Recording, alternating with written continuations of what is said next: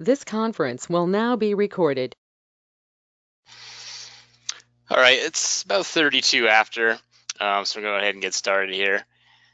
So this is a webinar on mapping and GIS, Geographic Information Sciences. I'm Jeff Chain. I'll be hosting it with you guys this afternoon. So I'm going to go over some, fairly simple mapping and GIS fundamentals, some of the different programs you can use, and hopefully just kind of guide you in some tools and avenues to help you better understand maps and GIS and which direction you might need to go depending upon who you're working with or what you're trying to accomplish. So I'm not going to go into like real deep detail on how to make a map. Maybe in a future webinar, we can do a more advanced version of this, just kind of depending upon what people are looking for and the reaction of this one. So first and foremost, do a few kind of housekeeping things. Kind of ask you to stay on mute for this throughout the webinar. If you have questions, please type them into your chat box, and you should be able to see that down on the right. There's a tab that says chat. Start typing them in there as soon as you have one, and near the end of the webinar, I will answer as many of those as I can get to. So this, like I said, may be fairly straightforward information to some of you, and to others it might be new. Like I said, it's supposed to be an intro level kind of GIS mapping webinar. Not going to be really detailed, but it should be hopefully helpful to everybody involved.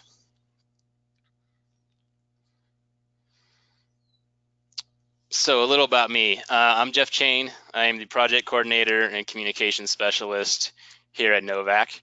I'm a lifelong motorcyclist, trials competitor, a big mountain biker now.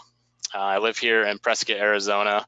I'm actually an Arizona native. I've grown up basically in the valley near Phoenix and now live up here. I got a degree in GIS from Northern Arizona University in 2012, and while I was working at NAU, I actually became an intern with the U.S. Geological Survey, and after I graduated from NAU, they hired me on full-time where I worked as a GIS and remote sensing specialist, mostly doing work on the Colorado River and Grand Canyon. But now that I've moved on to Novak, I kind of do a little bit of everything, and that includes, our social media, public lands issues, great trails workshops, obviously mapping and GIS, trail design and layout, and project management. So a little bit of everything. I'm kind of a jack of all trades, but as you can see, I'm also a huge map geek, and as Laura had mentioned, that looks like me in my graduation photo down there in the bottom right. So I'm kind of a dork. Anyways, so let's get straight into it. Mapping basics. And basically what a map is it's a way to tell us where something is, what it is, landmarks, and distance. And pretty much any map that you look at should have some of these following elements you see here. It should always have a north arrow. That may not always be pointed up, but typically it is, but it's always good to check that first. It's going to have a legend, which you can kind of see over there on the right of your screen. And that legend is going to have your basic information you're going to need to know, like scale. That way you can tell kind of how far anything is on the map. It's going to have a title. And a lot of them will also have a grid reference, which you kind of see in this upper right map. And this will give you a reference system depending upon what coordinate system it's in, which will give you a better idea of where something's located. And that's, your real basic kind of map basics. Tells you where you need to be, where you're trying to go, distances on basically a two-dimensional flat surface. Scale. Scale is a really important one, I think, when you're looking at a map. You can be looking at a large scale map, or you can be looking at something small scale. And knowing what that scale is when you first look at a map is one of the first things I look for. You want to know, how far away is something. And there's different ways to represent that, which you can kind of see here. You can just do 1 inch equals 2,000 feet. So 1 inch on the map would equal 2,000 feet, or 1 to 24,000, same thing. And this is really common with like USGS quarter quad maps. You'll see that quite often. That's a fairly common coordinate system. And you can also obviously display it with a scale bar. And you kind of see this represented over here in this first picture I have up. That gives you kind of a difference. So small scale shows a large area, and large scale shows a very small area, which seems a little counterintuitive when you think about it, but it does make sense. One of the other big things that comes up when I'm doing maps, and especially when I'm working with GIS data, is projections. And projections are basically how we portray basically what is around Earth on a flat sheet, paper or your screen. And this is done with multiple different projections. So you can see kind of up in the upper right, you have all these different projections, and some of the ones you'll see the most are like the Mercator, which stretches out the poles quite a lot. So those are obviously not to any accurate scale, but it shows the middle area, like the equator, fairly well. And this is an issue when you're trying to do measurements or something off a paper map. If you have a projection system that's not for your local area, you can have a lot of errors, especially measuring area, like area or length. If you're maybe perhaps building a trail system and you're trying to calculate length on it, you want to make sure you have a good projection, or the correct projection. I commonly use state plane or UTM, which is what that state plane coordinate map is in the bottom right. I almost always use one of those two if I'm doing any kind of calculations on anything, versus doing it using just what they call a world geographic system or a lat long coordinate system. Those are fine if you're trying to figure out where you are, but not good if you're trying to do any kind of measurements. So let's take a look at some maps. This first one is real simple. It's just a hand-drawn map that actually works perfectly fine for what it's intended to do. This was actually a map drawn up by our local trials club, and it's just showing how to get to a site. Nothing wrong with this at all. It works just as it needs to do. You can know where to go. You can see what the staging area is. If somebody gives me this and wants, a really nice, well-detailed topographic map, I might have some problems with it, but otherwise it works just fine. And this is probably the kind of map that most of you are all seeing. It's a really large-scale topographic map. It has contour lines. It's showing a glacier. It has, your high points, as summits. Shows campgrounds like the tent logo. It has a little bit of everything on it. And one of the things with, contour lines is the closer they are, the steeper your terrain is. So you can see this is, a lot of real close contour lines. So it's a really steep slope. Whereas this area in here, they're a little bit more spread out. So this is going to be more gentle. This is really good to know when you're, maybe laying out a new trail or determining where you want to put a trail. Is if you're trying to go straight up something that's going straight up these contour lines, it's probably not going to be the most sustainable trail. So something to look out for. And another thing I also like to see, or make sure that people kind of know, is that, when you're looking at drainages, sometimes it's kind of confusing which direction the drain's actually going. But with something like this, you have a start point here, and the drain goes into a larger drainage, in this case, the White River. So most of them will all start at the summit and then lead into a bigger drainage system. So simple things like that are good to know. These also have a contour interval, which are always labeled. So the thicker lines are going to be your interval. So you have one here, and then typically they're 100 feet or 200 feet apart. It just depends on the map and the scale.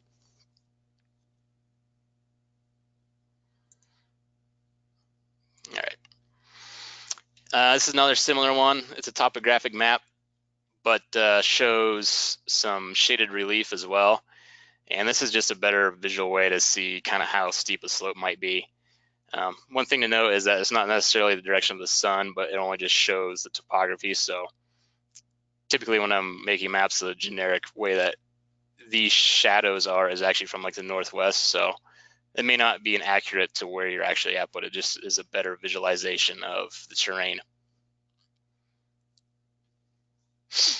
This is one that's pretty common. You also see, this is here in my current hometown of Prescott. It's just a basic street map, but also has some shaded relief, shows all the buildings.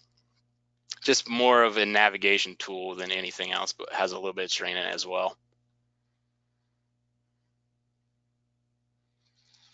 And this is one of the cool things you can kind of do with GIS, and this is what they call a thematic map.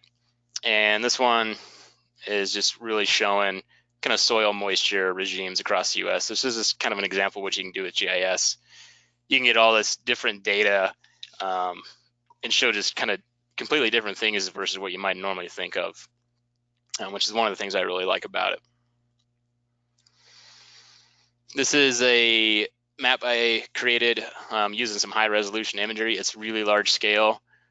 So, we're only looking at a couple 100 feet across, And this is actually a project that Novak is working on here in Arizona, doing a lot of rehab. As you can see, restoration in a old staging area that's been around for a long time but hasn't had a lot of management yet. And this is all done in a GIS program and is still being used as kind of a construction template as well.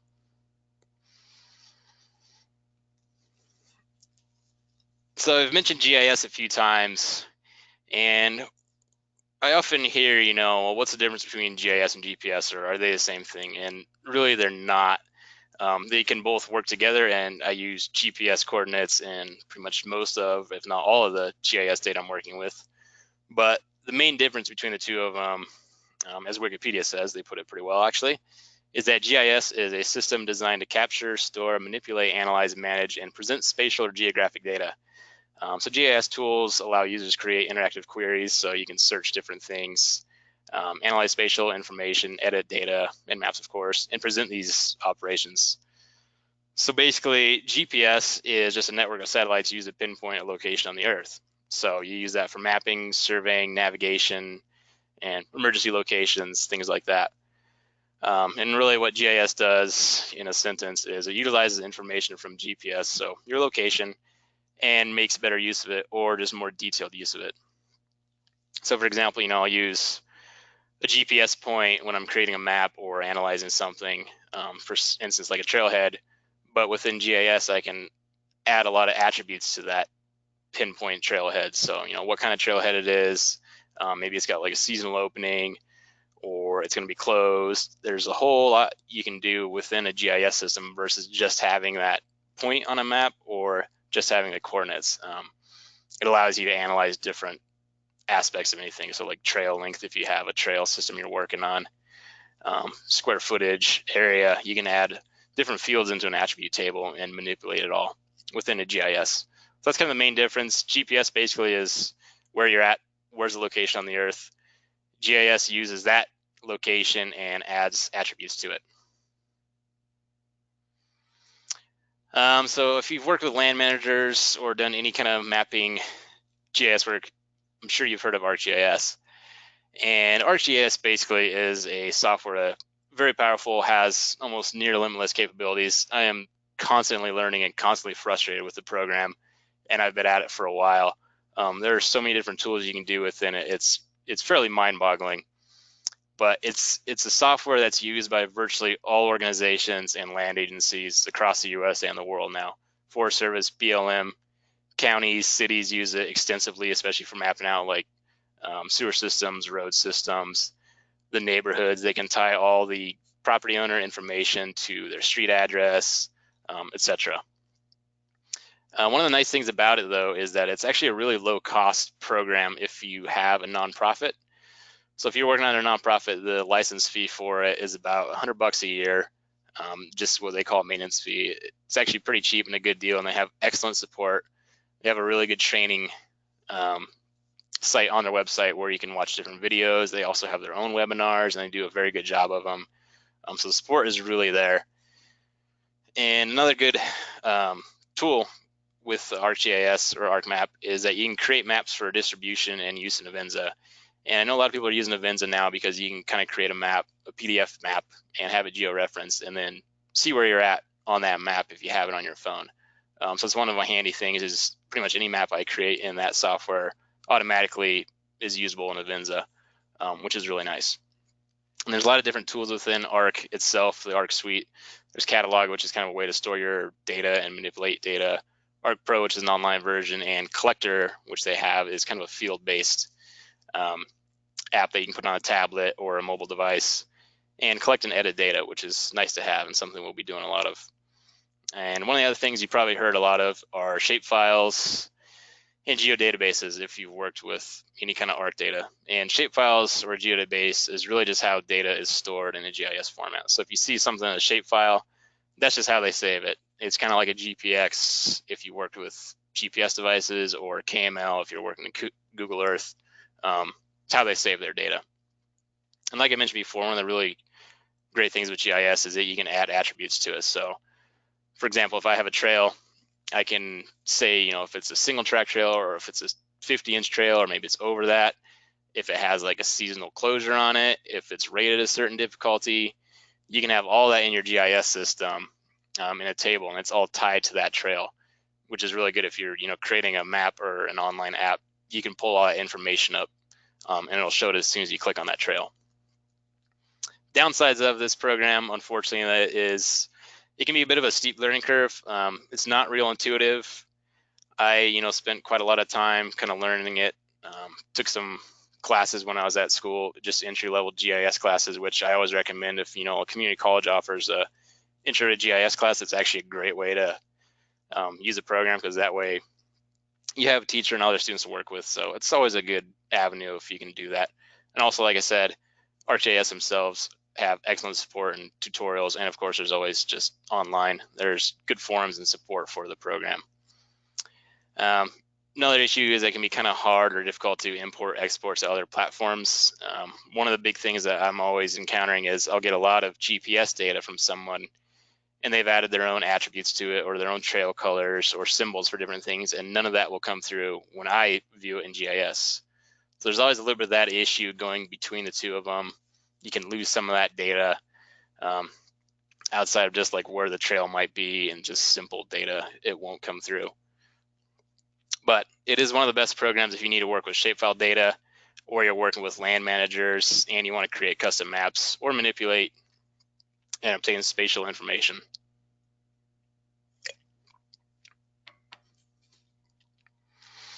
And I had mentioned Art Collector.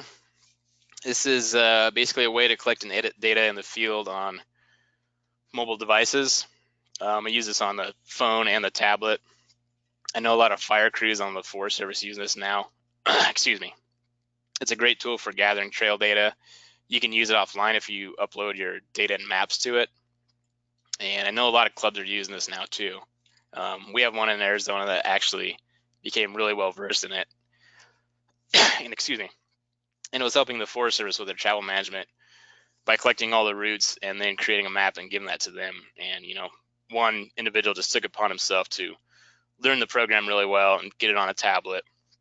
And that has saved the Forest Service a tremendous amount of time with their travel management, just by having someone go out there and help them with it, rather than having that individual give them a bunch of GPS data that they have to edit themselves. So this is a map that I actually did all in GIS, or all in ArcGIS, and it's an OHV map for the city of Sedona. And basically this uses all public data. They gave me some of their trails, but like the roads, the background, the contour lines, it was all done in that program. And then I added title, some basic information. It has a legend over here, and then different summaries of the trails. And the idea with like a map like this is they give it out for free to different OHV rental companies and just individuals, and put it up on their kiosks. And this is a really good way if you have like a club and you want to work with a land manager or private entity and you want to help them out. You can help them with a map, and this is also a revenue stream for your club. You may not make $1 million selling maps, but it's a really good way to get a little bit of money and also really work with the land manager and your community as a whole. And one of the things I forgot to mention earlier, just one of the great things about maps is that they help people know where they are and how to get back somewhere safely. And a lot of this really is about safety and knowing where to go when you're out there in the wilderness, and having a really good map that shows you that is huge and critical. And it's one of the biggest things that when we're holding workshops, we always hear from not just individuals but land managers themselves is people don't know where to go and there's not good maps available. And unfortunately there's not just gonna be a quick easy solution to that, but it's something that is a really good way for a club to really build an excellent relationship with whoever they might be working with. Get my cursor back. So a little bit about GPS devices. A lot of people are pretty familiar with GPSs, Garmin's especially. Garmin has their own kind of software they use, which is called Garmin Basecamp. And you can use this on pretty much all GPS devices, handhelds, some of the larger ones. And these can import, export GPX, which is a GPS file, and Google Earth, the KML files, and view them and do some pretty basic things. If you're just trying to lay out a trail, or you'd go and track your route on a ride you did, it's pretty easy to import it back into Garmin Basecamp and see where you did and see the total mileage and all that. Outside of that, there's not a lot you can kind of do with just software like this, and that's one of the frustrations I see. Is I'll get just data from basically Garmin Basecamp, and it's just a trail, and there's not a lot of other information with it. So there's still a lot of work you have to do if you're just dealing with GPS data. And if you're trying to create like a route manually, it's pretty time consuming. But one of the few tools, or there's a few tools out there that you can convert between the two of them. One of the best ones that I actually like is the Minnesota DNR app, and this will convert between the two. It's actually really good app. It used to be a toolbar extension in ArcGIS, but now it's a standalone. It's free. They have great support for it, and I use it all the time when I'm converting. And another one is online. It's called GPS Visualizer. Fairly similar. You just basically import your file and then exports it into a different format. I use both of those quite a lot. They actually work really well, with my favorite going a little bit to the Minnesota one. It's a little bit about Google Earth. We all know Google Earth has awesome imagery. They seem to be taking new satellite images all the time, pretty much everywhere. That map I'd created previously was Google Earth imagery. I use it quite a lot also because of the three-dimensional aspect that Google Earth has. You can kind of have a trail on there and you can see the terrain in 3D, which is really good if you're maybe designing something new, or you want to see if a particular area is maybe on too steep of a slope. You can use Google Earth really well for that. And you can also take your files from your Garmin device and view them straight into Google Earth. So it's a good tool to have as well. It's also, anyone that's used it can see it's pretty user-friendly. You can pan around and zoom in really easily. But it does have the same issue as a lot of the other GPS-based ones, where it has fairly limited functionality, especially if you're dealing with any kind of attribute data. Avinza is another popular one. Like I kind of mentioned earlier, you can import or export a georeferenced PDF straight to your mobile device. Also just straight out ArcGIS. A lot of land managers like this. They use it a lot now with their motor vehicle use maps. It's pretty convenient, especially if you're making a map and you just want to get it on a tablet or a phone. You can see where you're at pretty easily. The downside is you can only have a certain amount of maps unless you have like I think a paid account, and depending upon the scale that you created your initial map in, it may be too small to really be that usable. So you can't really just scale within it, because it's just basically looking at a paper map on your screen, just knowing where you are. Same kind of limited functionality. Not a lot you can do outside of knowing where you're at on the Avinza map, but that's still one of the most important things.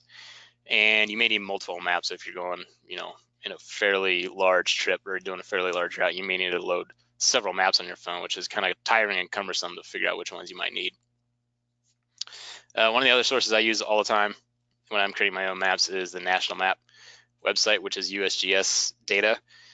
This is where I get a lot of my quarter quads or the kind of 24K topo maps. They have those all on there.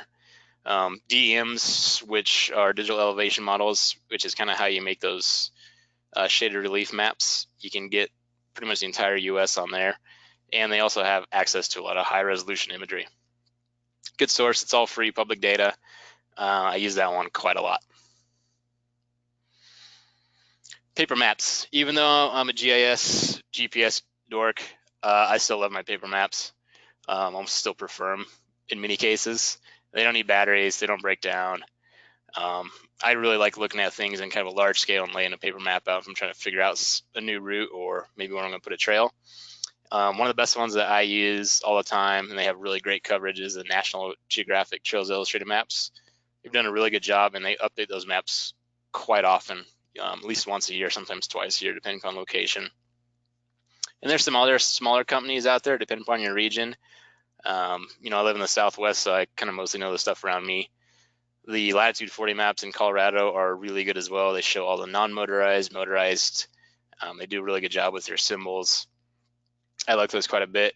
And I've noticed a lot of smaller companies are kind of popping up, creating their own maps for fairly popular recreation areas. So it's always worth looking into it. And a lot of the time, those map purchases go back to the local club too. So it's a win-win. The motor vehicle use map Forest Service puts out is assuming they have their travel management completed. These are best used with the forest map because they can be quite large depending upon the forest size and usually don't have topography on it, but they will at least show you what the open route is. So I usually combine that with the Avenza version of it, assuming it's online, and a forest map. One of the other ones, of course, is a club map that you can produce. So the one there on the far right was done by Great Outdoors Consultants for the Rampart Range in Colorado. So that's another venue is you can contract with, a consultant or a private contractor and have a map created for your region. And often it's actually a pretty cost-effective way to do it.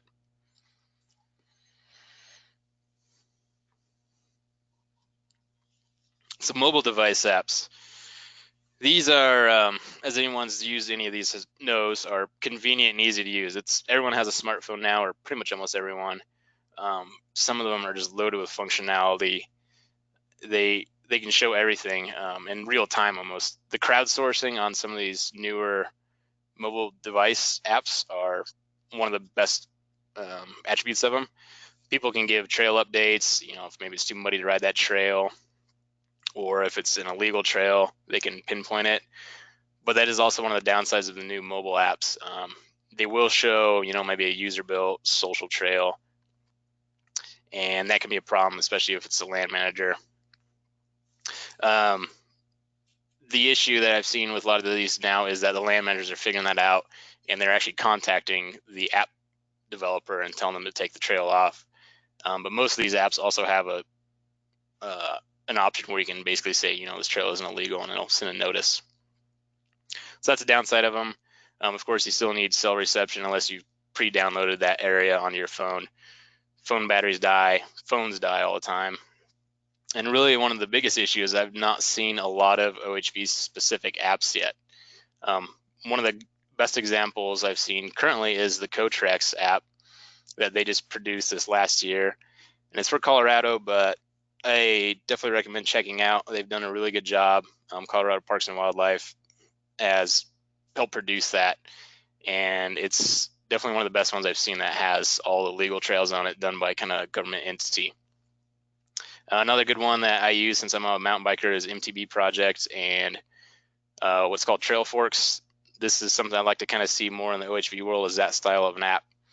They work really well for showing different loops, user created kind of loops. Maybe someone's got a favorite loop and they can rate it. There's just a lot of options you can have when you kind of have user input. So that's another one I use a lot. Polaris has one for their side-by-sides. That's also pretty good, and they're working on improving that. Idaho produced one of the first ones. They were on the forefront of having everything mapped out and on a GIS system. All their maps are also available on Avenza for pretty much the entire state. And there's also plenty of hiking apps that have really good base maps that you can check out and just kind of see. So those are some things you can look at. All really good examples. I'm really looking forward to seeing more OHV specific apps that you can use on your phone or a tablet.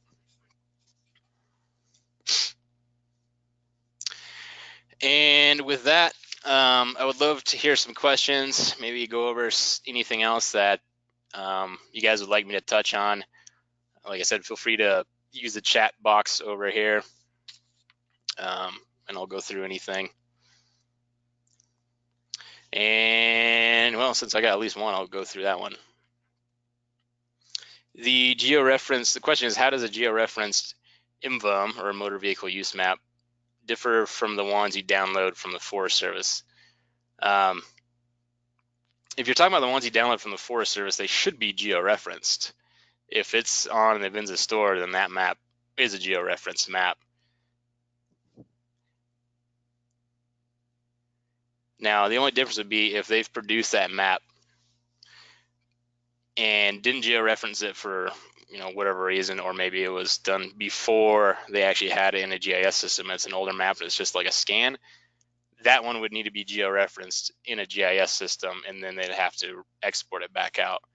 And assuming that map is a scale, that's actually something that could be done fairly easily and readily by anyone with a little bit of GIS experience. You just need to basically have some control points, some tie points, and then you can geo-reference that map and then re-export it.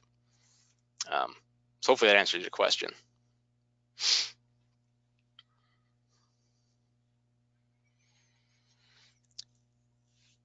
Anything else? Any other questions, comments? What would you like to maybe see in a future webinar? More specific details? Any of the Novak staff want to chime in? No, I'm gonna stay quiet. You had a follow-up on that, Jeff. Yeah, there we go. I just saw it. Yes, if you can find it in the Avinza store, it should be geo-referenced.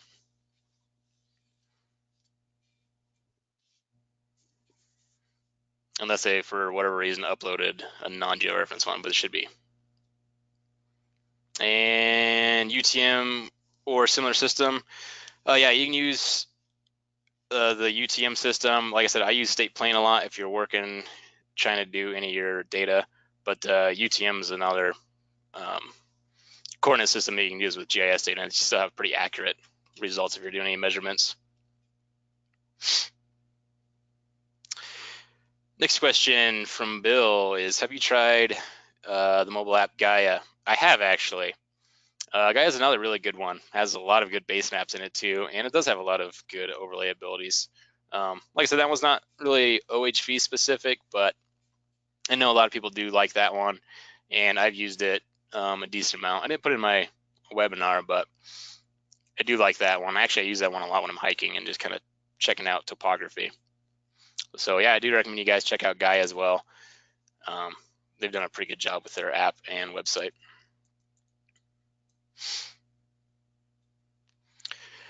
Next question, also from Bill, is what is a good way to lay out new trails on a map? Where do you start? What do you look for as to routing that the U.S. Forest Service will consider sustainable trails? It's a good question. That's actually something we're going to add into our workshops this year. And well, first of all, it kind of depends on, you know, what area are they allocating for your trail. So if you have basically, you know, they've given you a polygon of a trail, I always look at what kind of sensitive areas there are there. So maybe there's a spotted owl habitat. Automatically, that's out of the question. Try and stay out of areas like stream management zones. Like I said, any sensitive cultural areas, you can get that data, pull that in, and then you automatically know you kind of need to avoid that area. And then, like I said, look at your contour lines. If you have an area you want to get through, if you're going straight up, you know, a bunch of contours, that's probably not going to fly because that's going straight down a fall line. So really, and just kind of a, without really showing this, is follow the contours as best you can. Some of the best trails that I've ridden are basically, you know, going right along a contour line of, you know, any terrain that you might have. And that's a good way to kind of start with, is you can look at that and kind of just start reading the terrain a little bit. Figure out, you know, where you're trying to get to. If you got a point A to point B you're trying to tie, see what the terrain looks like there, and then use those contours as kind of your base to start with, and then follow them along. And if you're not doing a lot of elevation drop or trying to gain elevation, use that as a starting point. But like I said, the big thing is to really avoid any of those sensitive areas. If there's streams, I guess it depends on, you know, what area you are in. Maybe there's like marshes or obviously low points. Try and stay out of those.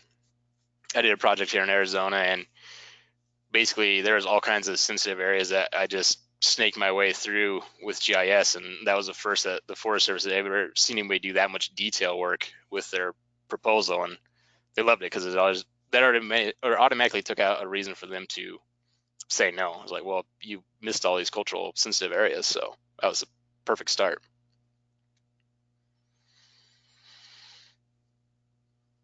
GPS are set off by set distance. How much should we build into navigation points? Not quite sure. Know what you're asking for there, Richard, but I'll get back to you on that one.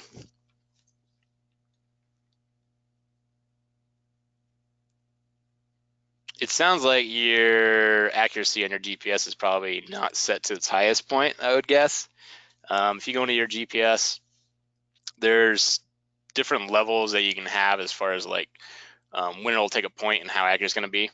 And this, like I said, is kind of one of the downside of GPSs is you're not going to get survey grade accuracy ever out of a GPS device unless you have like a Trimble or a survey grade GPS. If you're using just a small handheld, you might be off by 10 feet or so.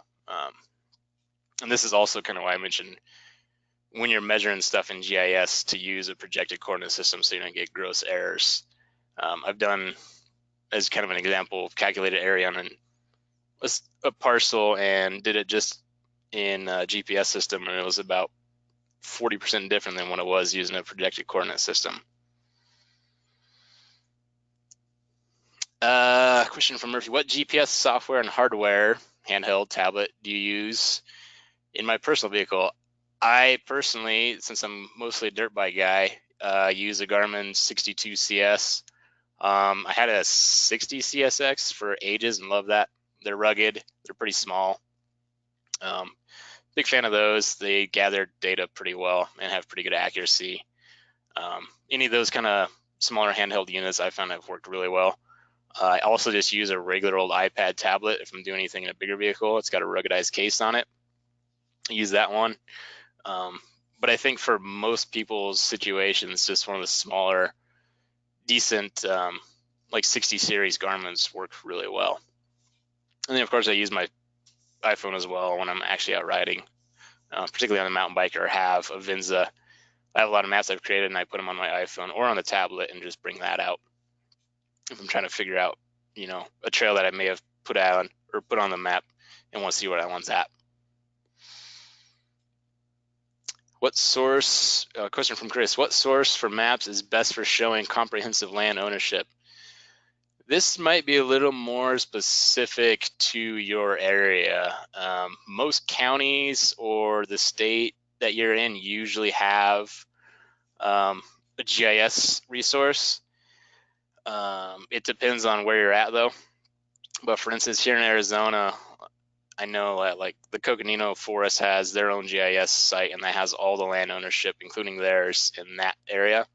And also the state of Arizona has what they call the Arizona GIS Clearinghouse, which also has that data in it.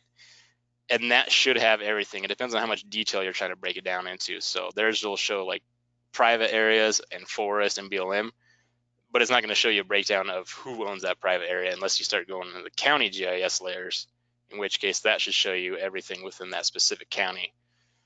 So that might take a little digging depending on where you're at. But yeah, kind of start there, I would say, on a statewide level and hone in on how detailed you're looking for. But most counties, like I say, do have their own GIS system, and you can figure out landowners for that specific parcel or section of land.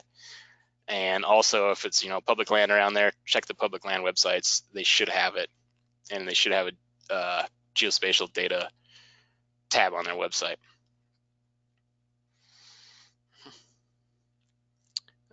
Question from Grant. Have trail maps with GPX files imported into Google Maps. We would like to publish the maps on signs. Any suggestions on how to make a Google map print-worthy? Probably not just using Google Map. I would try and get that either into a GIS system, ArcGIS, or maybe even just like an Adobe Illustrator. You can kind of manipulate your vector data, which is just the trail lines.